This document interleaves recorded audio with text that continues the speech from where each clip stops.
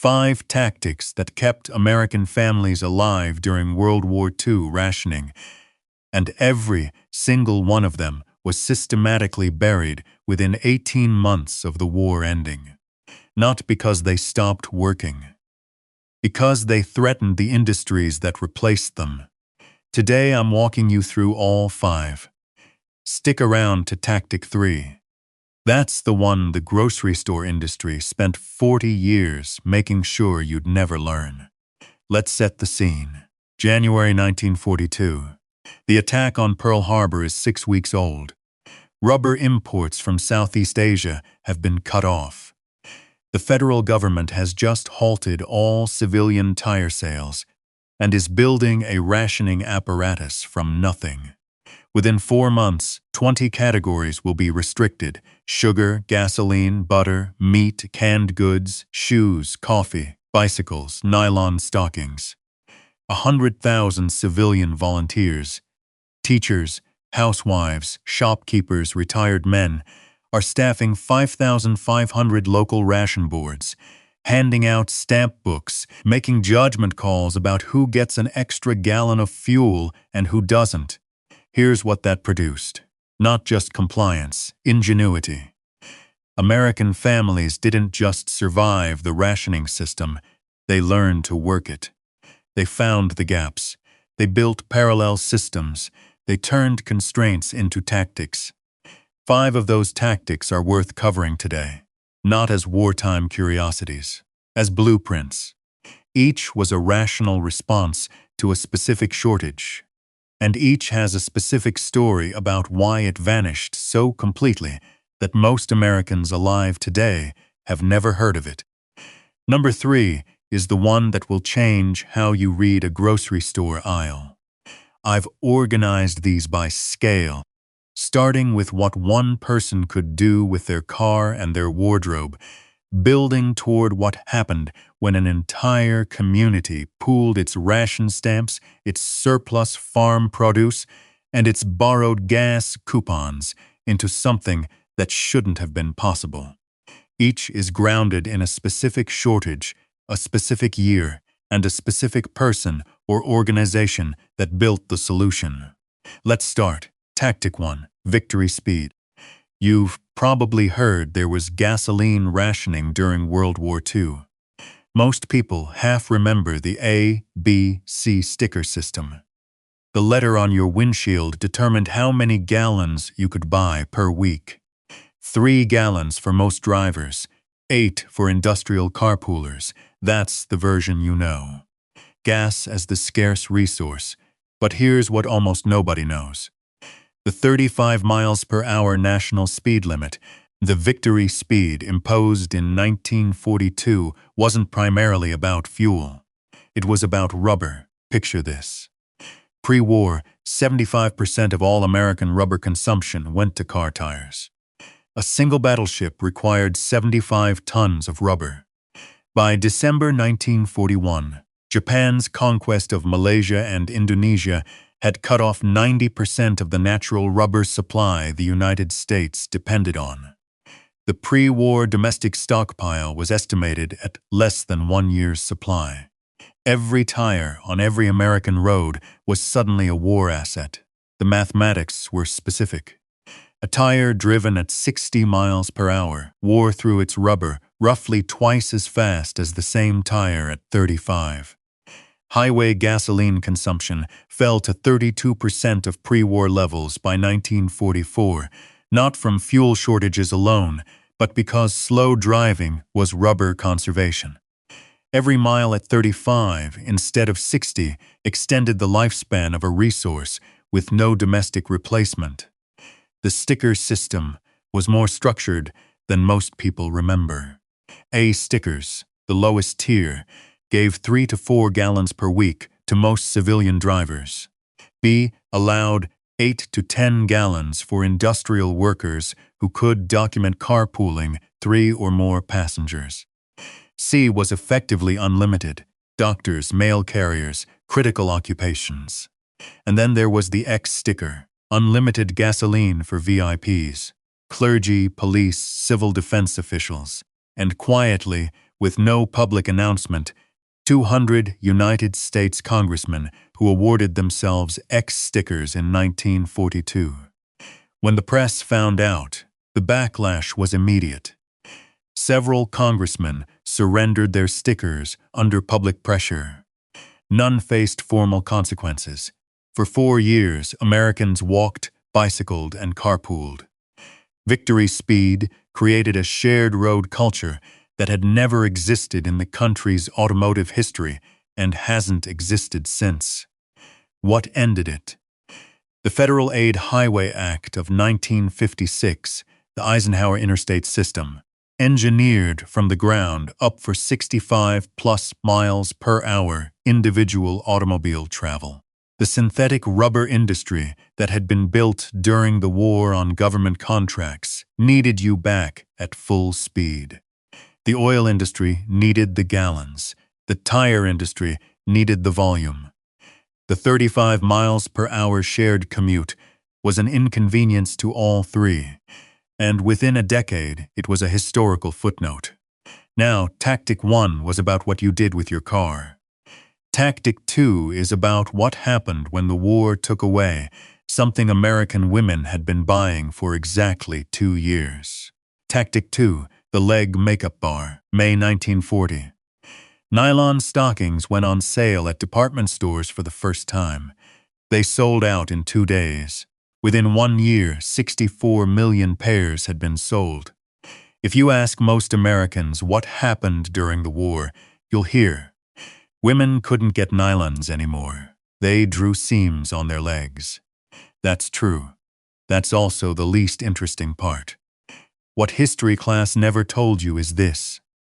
The nylon shortage created a professional service industry that lived entirely inside American department stores.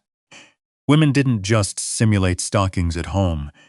They went to the store's dedicated leg makeup bar where trained counter staff applied foundation makeup to both legs and drew a straight seam line up the back of each calf with a brown eyebrow pencil. This wasn't casual. The makeup had to match each woman's skin tone. Cosmetics companies rushed velvet finish, bare leg makeup, and at least a dozen competing formulations to market within months of the nylon ban. Department stores trained staff specifically in application technique, because a crooked or faded seam line was immediately visible. You showed up to work or a formal evening with a poorly applied seam, and you had made a social statement you didn't intend. And here's the part that gets buried in every retelling. The skill wasn't just application. It was maintenance. These painted legs smudged, ran, and faded over the course of a workday. Women carried small mirrors in their purses specifically to check the backs of their calves before entering a room. On humid summer days, the leg paint ran. You developed a technique for reapplication in a restroom in 2 minutes, with a small kit you'd learned to keep in your bag. This was adaptive technology, specifically women's adaptive technology, built under shortage conditions, refined through daily use, turned into a practical professional skill performed by millions of women across the country for 4 years. It ended with a single date, May 1946, when nylons returned to store shelves after Japan's surrender. The Pittsburgh Nylon Riots. 30,000 women queued outside department stores before opening time, limit 1 pair per customer. The leg makeup bar, the product lines, the trained staff, the personal maintenance kits vanished within 18 months. Christian Dier's new look in February 1947, full skirts, cinched waists, elaborate fabric, was the explicit antithesis of 4 years of wartime austerity, and it became the defining fashion of the 1950s within months. The woman who had spent 4 years knowing how to draw a professional seam on her own leg was exactly the consumer that post-war marketing didn't need. On the surface, Tactic 3 is about grocery shopping. But what it actually reveals is that the government was accidentally teaching an entire generation of American households how to buy food more intelligently. And the food industry spent the next 4 decades undoing that lesson. Tactic 3. The OPA point-stretching kitchen. Here's the surface version. Ration books. Red stamps, blue stamps. You trade them in at the grocery counter along with cash. Meat costs points. Butter costs points. Sugar costs points. The image most people carry. A 1943 housewife at the grocery counter, carefully counting stamps before handing them to the cashier. And here's the part that gets buried. The OPA ration point system had a deliberate loophole, not accidental, not a gap, that rewarded households who knew where to look. And almost nobody alive today knows it existed. The government was running 2 shortages simultaneously: food scarcity and a tin shortage. Tin was needed for artillery casings. Every tin can on a grocery shelf represented metal that had an alternative military use. Canned goods cost high ration points because the government was rationing the tin as much as the food. But frozen foods, newer, less familiar to most American shoppers, stored in cold cases rather than tin, cost significantly fewer ration points. Some frozen items cost 0 ration points. A pound of bacon in 1943 cost 30 cents plus 7 ration points. The frozen equivalent of a canned vegetable could cost 1 to 2 points, sometimes none. The OPA required every grocery store in the country to post point value charts for frozen food categories, even stores that didn't stock them, specifically to train consumers on the point arbitrage available in the frozen aisle. You're going to want to hear this part. The strategy had layers. Kraft macaroni and cheese, cheap, requiring almost no ration points, was effectively a free meal within the system. Kraft sold approximately 50 million boxes of mac and cheese during the war years. Families figured it out fast. Victory Garden produce was completely unrationed. Grow it yourself, eat it yourself, no stamps required. A household that combined Victory Garden output with a frozen food point strategy and a few 0-point items could redirect a significant share of its monthly allowance toward meat, butter, and the occasional luxury. There's a reason this stopped being taught. When rationing ended in June 1946, the companies that had built infrastructure supplying frozen military rations needed a peacetime civilian market. Maxson Foods, which had spent the war supplying compartmented heated meals to military aircraft crews, launched the first commercial frozen airline dinners in 1946.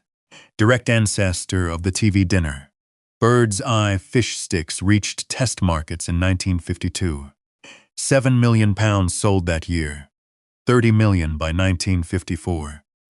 The frozen food aisle that rationing had accidentally introduced to millions of American households became a $300 billion industry, one that systematically replaced the point-stretching intelligence with pre-made convenience.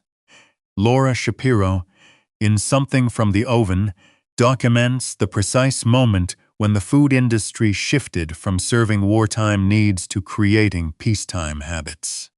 The challenge, as she puts it, create a peacetime market for wartime infrastructure. That required replacing the 1943 housewife's operational intelligence with your automatic habit. If that one unsettled you, hold on. Tactic 4 is about what the war turned your kitchen into. Tactic 4. The household weapons factory. The version you've heard about the home front is the Patriot version. Scrap drives. Civilians turning in what they could spare. A general warm impression of Americans pulling together. The version you've heard is the cover story. What was actually happening in American kitchens from 1942 to 1945 was this. Every household in the country was a materials supply operation for the United States military. Not metaphorically, literally. Two specific collection systems turned ordinary household waste into military-grade raw materials.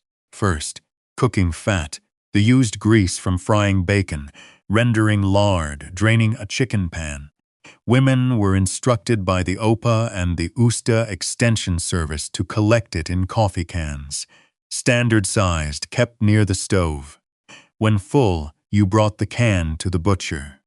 He paid 4 cents per pound in cash, plus 2 additional ration points, a meaningful payment in a system where points were currency. The fat was refined into glycerin. Glycerin was a direct chemical precursor in the production of explosives and propellants used by the military. The USTA Extension Service distributed pamphlets explaining the exact chemical pathway, because research showed participation rates rose significantly when women understood the specific connection from their kitchen to the battlefield. The slogan from the 1943 pamphlet, "Your kitchen grease is a weapon of war." Second, aluminum foil. Children stripped foil from cigarette packs, chewing gum wrappers, chocolate bar packaging, anything with a metallic layer. They rolled it into balls. The balls accumulated in schoolrooms, at collection drives, on front porches. The aluminum went to aircraft production. A ball the size of a basketball, built over months by one dedicated child, represented raw material that found its way into aircraft frames. And here's the part nobody talks about. This wasn't a spontaneous patriotic wave. It was organized, systematized, and tracked. The OPA kept collection records. The USTA distributed how-to materials with specific instructions. Schools ran drives with quotas. Churches organized neighborhood pickup schedules. The country had built, in 18 months, a parallel materials economy running on household waste. A supply chain whose raw material was the residue of daily domestic life. It ended when rationing ended. By the fall of 1945, the collection programs were winding down. By 1946, they were gone. What replaced the save your grease mindset was something specific. Procter & Gamble's post-war cooking oil division, Crisco, and the commercial edible oils industry had all scaled on the assumption that post-war American households would buy rather than save.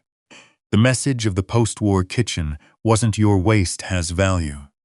It was, "Why save anything when you can buy Crisco for 49 cents? The housewife who kept a labeled grease can next to her stove and tracked its weight to the pound was replaced, within 5 years, by the housewife who poured oil from a plastic bottle and threw the empty in the bin. Tactics 1 through 4, how you drove, what you put on your legs, how you shopped for points, what you did with kitchen waste. All personal, all household scale. Tactic 5 is different. Because it's what happened when 55,000 American volunteers pooled everything they'd learned about living under rationing and built something that was, by any reasonable measure, impossible. Tactic 5, the North Platte Canteen. There's a reason this stopped being taught, because what happened at a train station in North Platte, Nebraska, between December 1941 and April 1946 doesn't fit neatly into any narrative that the post-war economy found useful.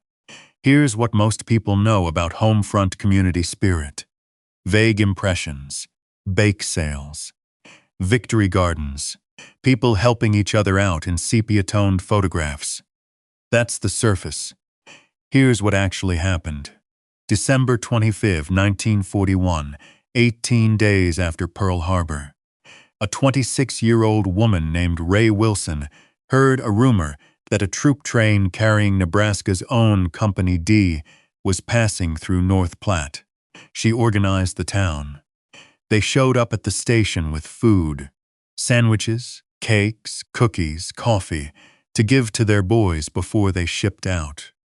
The train pulled in. It was full of Kansas soldiers, not Nebraska soldiers. The wrong regiment entirely. Ray Wilson gave them everything anyway.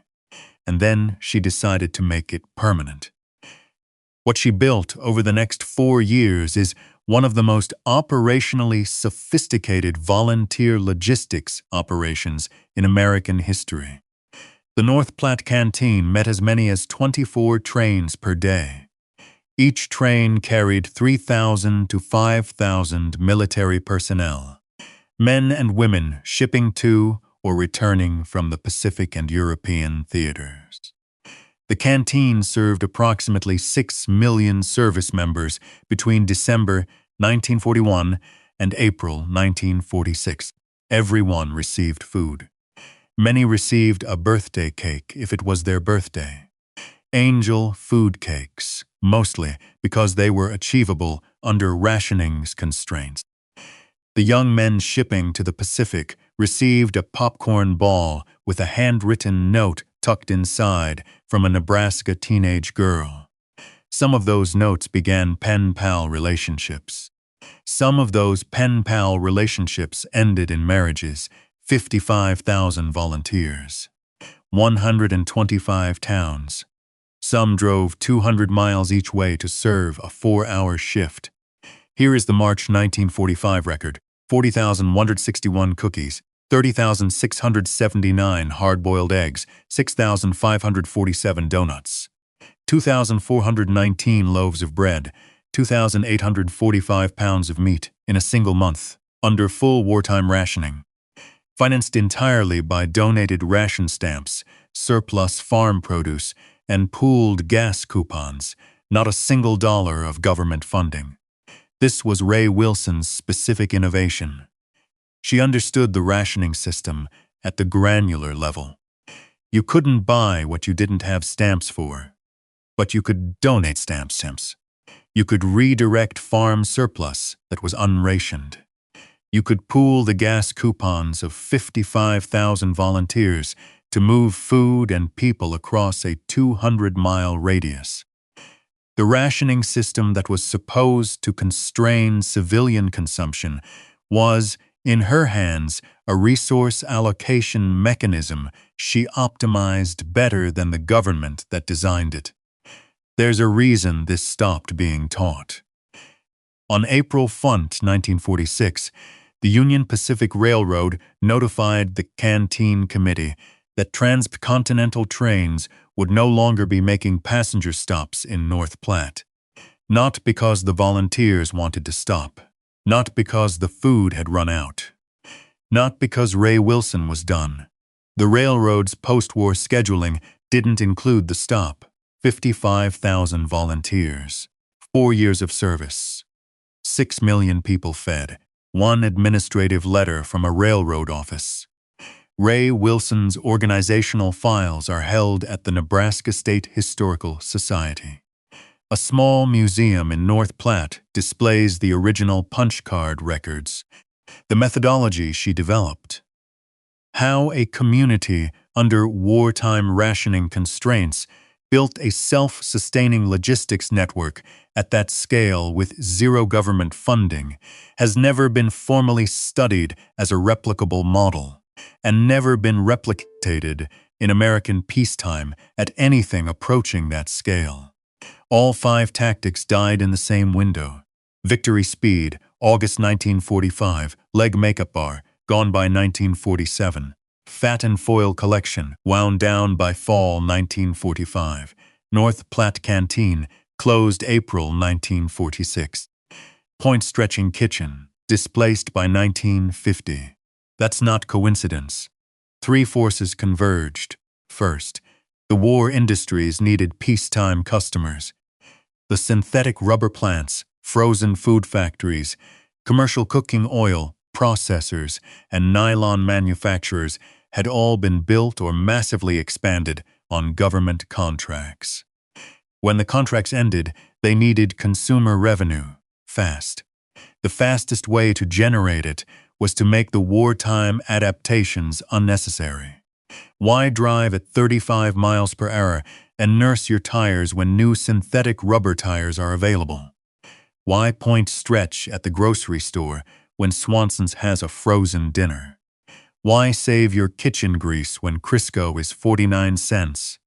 The war had created the infrastructure. The peace needed the habit to match. Second, post-war marketing redefined frugality as an embarrassment. The government propaganda machine that had spent 4 years telling Americans to substitute, to stretch, to find the efficient option, switched almost overnight to a message that consumerism was freedom and wartime habits were old.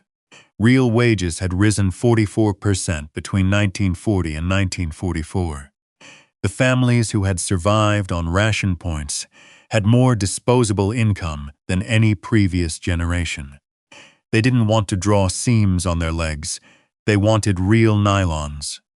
Christian Dior's new look, unveiled in Paris in February 1947, full skirts, cinched waists, elaborate fabric, was the deliberate antithesis of wartime austerity. It became the decade's defining fashion within months. Third, the knowledge was embodied, not recorded. The woman who knew the OPA's frozen food point charts by heart. The housewife who weighed her grease, can to the ounce. Ray Wilson, who knew how to coordinate 55,000 volunteers across a 200-mile logistics network. When this generation aged out, the knowledge aged with them. No curriculum, no formal record, no institutional mechanism to transfer it. By 1949, the Quick Frozen Foods Industry Trade Journal was publishing what it called a fantasy for the year 2000. There's no such thing as a kitchen anymore. Life's really simple now. Science has emancipated women right out of the kitchen.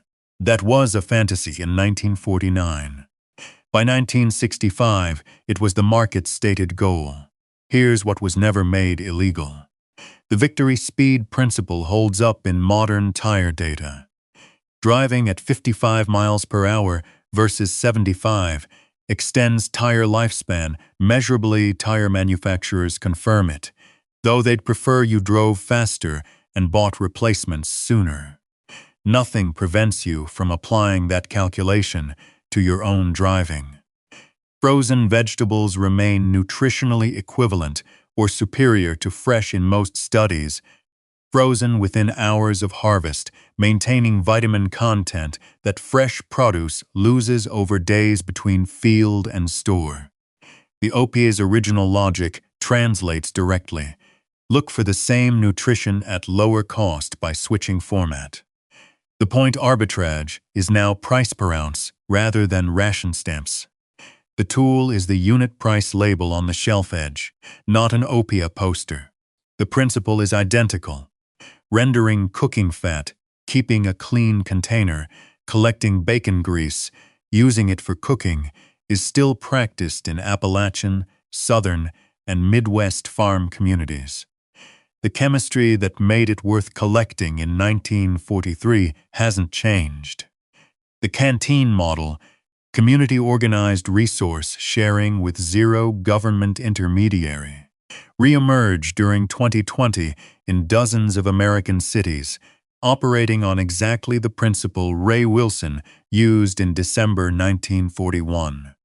Identify the need, organize the volunteers, pool what's available, distribute without gatekeeping. The community resilience literature now studies this pattern formally. Ray Wilson intuited it 80 years ago with borrowed gas coupons and surplus farm eggs. The OPA ration manuals are in the Library of Congress. The USTA Extension Service pamphlets on fat rendering are in the National Archives. The North Platte canteen records are at the Nebraska State Historical Society. The knowledge isn't lost, it's just not being handed down. Knowing how something works can't be made illegal. Whether you do anything with it is entirely up to you. If you're the kind of person who watched a 28-minute video about ration books and leg makeup bars and a train station in Nebraska, you're probably not here by accident. These 5 tactics weren't invented by remarkable people. They were invented by ordinary Americans who had no margin for error and no choice but to think carefully about the resources available to them. The woman who drew a seam on her leg before work wasn't being creative for its own sake. She was solving a real problem with available materials. The housewife who redirected her ration points from canned goods to frozen wasn't making a philosophical statement. She was reading the OPA chart and finding the better deal. Ray Wilson didn't set out to build a historical landmark. She just showed up at a train station with food and refused to stop. What's worth noticing, 80 years on, is that every one of these tactics worked. The Victory Speed preserved rubber the military needed. The leg makeup bar kept millions of women in professional appearance under wartime constraints. The point-stretching kitchen fed families efficiently on restricted resources. The fat and foil drives produced measurable raw material for the war effort. The North Platte Canteen fed 6 million people. None of it was theoretical. All of it was practical, tested, and systematically effective, until the market decided a different system was more profitable. If this is the kind of history you want more of, the kind that lived in the habits and clever improvisations of people who couldn't wait for official guidance, you already know what to do. Next, 20 Depression-era money tactics your grandmother used that still work in 2026. Same channel, same approach.